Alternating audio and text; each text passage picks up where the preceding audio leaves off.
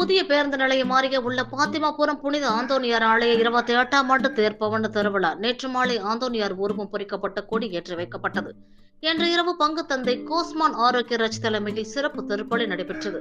அதனைத் தொடர்ந்து பல வண்ண விளக்குகளால் அலங்கரிக்கப்பட்ட திருத்தேரில் புனித ஆந்தோனியார் சொரூபம் வைக்கப்பட்டு புனிதம் செய்யப்பட்டு பேண்டு வாத்தியம் இசைக்க தேர்பவன் நகரின் முக்கிய வீதிகள் வழியாக தேர்பவனை விமர்சையாக நடைபெற்றது. ஏராளமான கிறிஸ்தவர்கள் கைகளில் மெழுகுவர்த்தி ஏந்தி பிரார்த்தனையில் ஈடுபட்டனர்.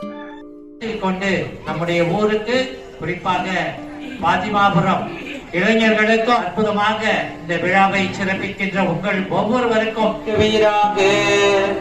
நீர் செய்த நன்மைகளுக்காக பதுவை